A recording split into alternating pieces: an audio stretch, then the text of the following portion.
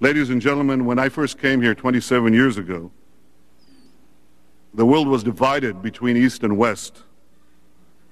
Since then, the Cold War ended. Great civilizations have risen from centuries of slumber. Hundreds of millions have been lifted out of poverty. Countless more are poised to follow.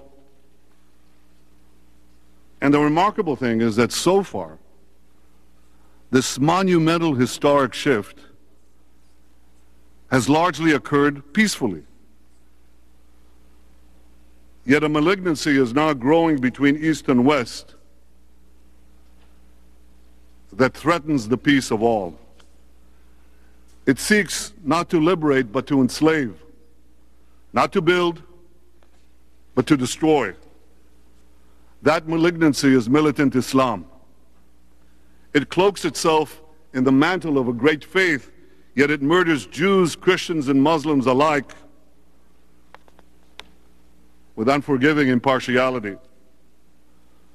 On September 11th, it killed thousands of Americans,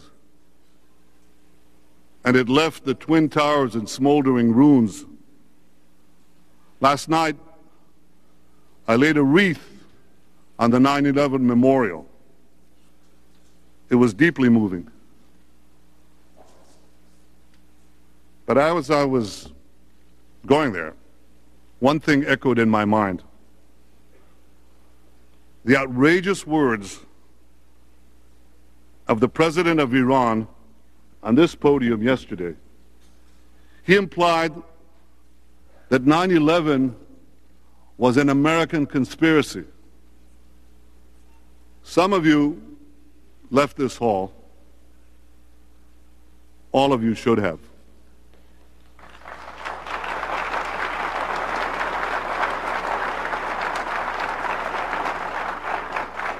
Since 9/11, militant Islam has slaughtered countless other innocents in London and Madrid, in Baghdad and Mumbai, in Tel Aviv and Jerusalem, in every part of Israel.